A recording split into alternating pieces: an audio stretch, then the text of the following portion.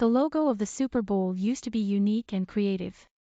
That's why NFL should bring back talent. The Super Bowl is America's marquee championship sporting event, with millions of people tuning in every year. Whether it's diehard sports fanatics, casuals, or those interested in entertaining commercials and halftime shows, on one Sunday in February, most of the country turns its attention to one game. The hype around the game, the event, really, used to come with a unique logo that showcased the game and the host city. That all stopped with Super Bowl 45. The 2011 game, in which the Green Bay Packers topped the Pittsburgh Steelers, was the maiden voyage of a generic Super Bowl logo that ruled for 5 seasons, and served as the template for the Super Bowl 50 logo. Since then, a different generic logo has ruled the day. The laziness sets in its Super Bowl 45. https://t.co/olc4bogndb. Andrew Mason, February 9, 2022. And fans have noticed, some even taking to Twitter to ask, what happened to the unique images that branded the event? I've been a little surprised by how many fans care and really miss the old logos,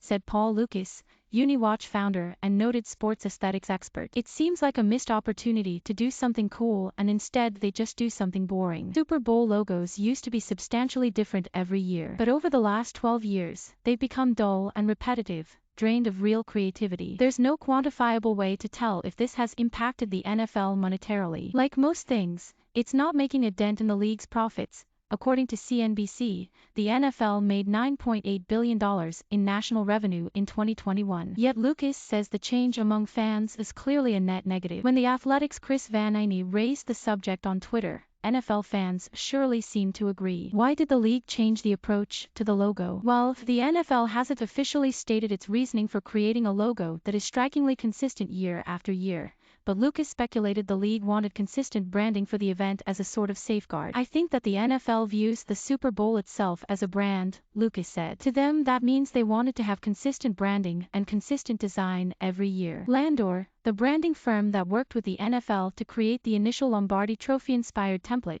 did explain the choice on its website that the league, a sports event of this stature, needed a consistent, iconic identity, a symbol that fans could immediately recognize, much like the Olympic ring. Take last year's game. It was originally supposed to be SoFi Stadium's moment in the spotlight, but the NFL pushed its Super Bowl back a season after construction on the Rams Stadium, which hosts Sunday's matchup, was delayed by a storm. When you tie the logo of the event to the location, Lukas said, that leaves you vulnerable if something goes wrong. The kind of logo that they have now is safe. As the Super Bowl has grown, so has its fleet of corporate sponsorship. That isn't unique to the NFL, but it does impact the fan. Whether you watch the World Series, whether you watch the NBA Finals, the NBA All-Star Game, those events are always going to be highly sought after by corporate sponsors and brands wanting to participate, said Adweek's Raphael Canton. It definitely has priced out fans. These big events do involve a lot of corporate sponsors, who end up buying tickets or buying seats through the deal that they negotiate with these professional leagues. This issue was raised again recently by longtime Cincinnati Bengals wide receiver Chad Johnson. If the NFL wants to expand its offerings into less exorbitant realms,